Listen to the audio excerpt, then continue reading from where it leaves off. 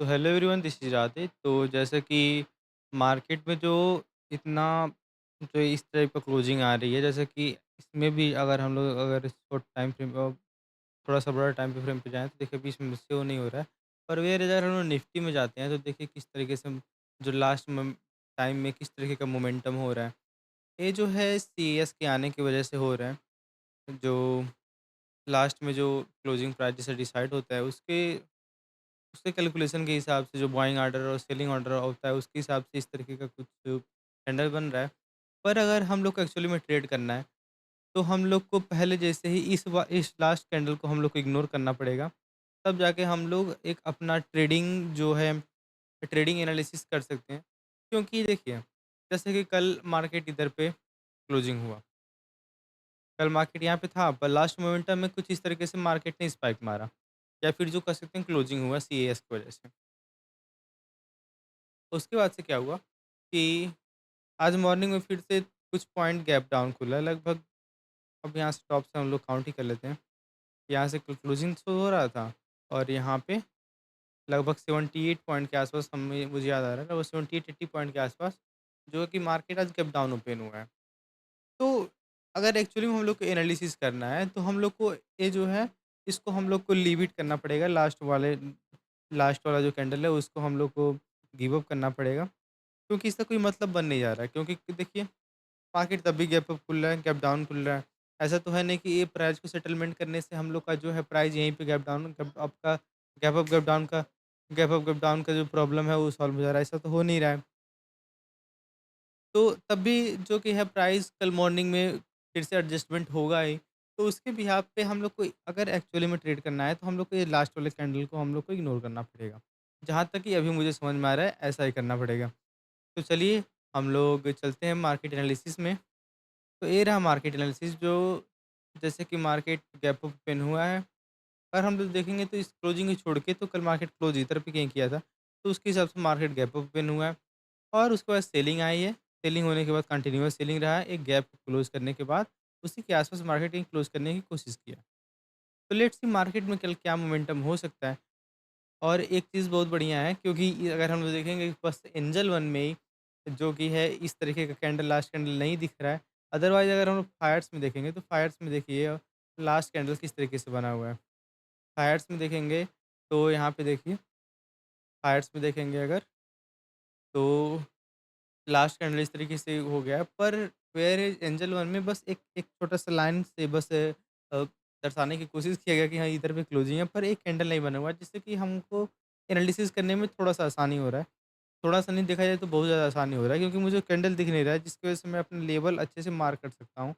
तो चलिए, कल का एनालिसिस करते हैं। पहले जैसे ही कल का एनालिसिस करते हैं, इसको छोड़ देते हैं कि क्या हो रहा है, क्या नहीं हो रहा है, कुछ दिनों के लिए जब तक कि हम लोग को और अच्छे से उसके बारे में समझ नहीं आता है, तब तक उसको छोड़ देते हैं। क्योंकि कल फिर से मार्केट वैसे एडजस्टमेंट होगा, फिर gap up, gap down open होगा। तो चलिए, अगर मार्केट फ्लैट ओपन होता है, अगर मार्केट मान लेते हैं इसके रेंज में 57,550 के आसपास, इस रेंज के और इस रेंज के बीच में अगर मार्केट ओपन होता है, पहला सिनेरियो ये हो सकता है पहला सिनेरियो ये हो सकता है कि मार्केट अपने आप को पॉजिटिव साइड होल्ड करें और 600 लेवल को ब्रेक करके धीरे-धीरे स्लो में ऐसे होल्ड करके और फिर से ऊपर जाए लगभग 57,900 58,000 लेवल के आसपास क्लोज़ करने की कोशिश करें। अगर मार्केट को पॉजिटिव रहना है तो। सेकंड सिनेरियो हो सकता है कि मार्केट यहीं पे रहे, साइडवेज़ जाए, साइडवेज़ टू पॉजिटिव, ये पहला एनालिसिस के साइडवेज़ टू पॉजिटिव हो जाए। सेकंड एनालिसिस ये हो सकता है कि मार्केट अगर बहुत ज़्यादा नेगेटिव रहा, तो क्या करेगा 57,400 लेवल को ब्रेक करेगा और फिर से ये अपने पुराने वाले स्टाइल में आ जाएगा, 57,200 57,000 लेवल के आसपास में आ जाएगा, अगर मार्केट नेगेटिव रहा तो। चलिए देखते हैं अगर मार्केट गैप अप ओपन होता है तो किस तरीके से होता है। मार्केट मान लेते हैं गैप अप ओपन हुआ 57,700 के आसपास। पहला केस ये है कि ये मार्केट यू टर्न मार के कुछ इस तरीके से इसी इसी एरिया में प्ले करे और फिर से क्लोजिंग 57,800 के आसपास, सॉरी 958,000 के आसपास क्लोजिंग देने का कोशिश करें। सेकंड सीन हो सकता है अगर मार्केट बहुत ज़्यादा नेगेटिव रहा, अगर मार्केट बहुत ज़्यादा नेगेटिव रहेगा तो क्या करेगा, ये अपने लोअर लेवल पे होल्ड करेगा 57,400 के आसपास और सेकंड हाफ में हम लोग को ब्रेकडाउन दे सकता है। 57,200 100 का लेवल भी हम लोग को देखने के लिए मिल सकता है। इन केस ऑफ अगर मगर मार्केट नेगेटिव रहा और अगर ब्रेकआउट फेल हुआ तो। थर्ड केस ये है मार्केट अगर गैप डाउन ओपन होता है, हमारे यहाँ मार्केट गैप डाउन 57,300 के आस-पास ओपन होता है।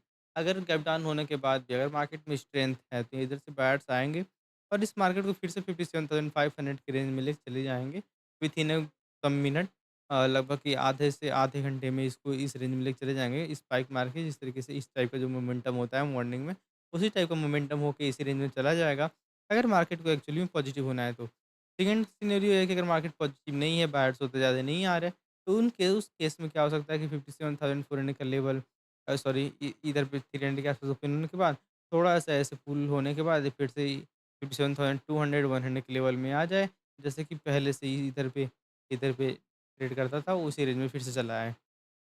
ये तो रहा गैप अप, गैप डाउन और फ्लैट खुलने के सिनेरियो में। चलिए चलते हैं निफ्टी में क्या एनालिसिस है। निफ्टी का एनालिसिस भी सिंपल ही रखेंगे।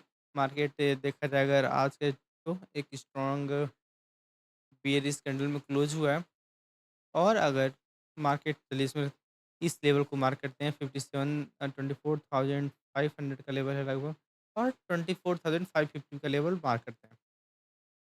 मार्केट अगर फ्लैट ओपन होता है और 24,500 का लेवल अगर ब्रेक करता है, तो मार्केट 24,550 600 के आस-पास इधर पे होल्ड करके कहीं 600 के ऊपर क्लोजिंग देनी चाहिए। अगर मार्केट को एक्चुअली में ब्रेकआउट देना है तो कहीं 24,550 के लेवल के ऊपर इधर पे होल्ड करना चाहिए अगर फर्दर इसको ऊपर जाना है तो।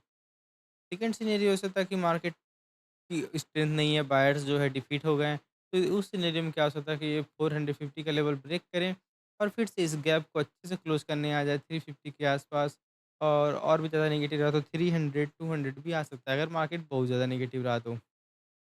उसके बाद से देखते हैं व्हाट हैपन अगर if market gap up open हो जाए। गैप अप होने के केस में मार्केट मान लेते हैं 550 के आस-पास मार्केट ओपन हो गया इधर 550 के आस-पास मार्केट ओपन हुआ। 550 के आस-पास मार्केट होने के बाद ये क्या हुआ कि साइडवेज़ जा रहा है। साइडवेज़ जा रहा है ऐसे-ऐसे कुछ होल्ड कर रहा है अपने आप को फिर से ब्रेकआउट देके फिर इस लेवल में होल्ड कर रहा है। इसका मतलब कि मार्केट में पॉजिटिवनेस है और मार्केट में स्ट्रेंथ है पॉजिटिव जाने के लिए। मार्केट अगर पॉजिटिव खुलने के बाद अगर मार्केट में स्ट्रेंथ नहीं रहेगा तो फिर से मार्केट ये 24,450 के लेवल के आस-पास आके होल्ड करेगा और इस लेवल को ब्रेक करता है तो हम लोग को 300 का लेवल भी ईज़िली देखने के लिए मिल सकता है 300 तक का। थर्ड केस ये हो सकता है कि मार्केट गैप डाउन ओपन हो जाए। मार्केट अगर गैप डाउन ओपन होता है तो मान लेते हैं 24,400 के आस-पास मार्केट गैप डाउन ओपन हो जाता है। फर्स्ट सिनेरियो अगर मार्केट गैप डाउन होने के बाद भी अगर बायर्स के पास उतना दम है, उतना पोटेंशियल है तो मार्केट फिर से इसी रेंज में चला जाएगा। बायर्स विथिन 15 से 20 मिनट में इस रेंज में लेके चले जाएँगे। 24,550 के आस-पास ट्रेड करके धीरे-धीरे, स्लोली-स्लोली ऊपर की साइड ले जाने की कोशिश करेंगे, अगर मार्केट में पॉजिटिवनेस रहेगी तो।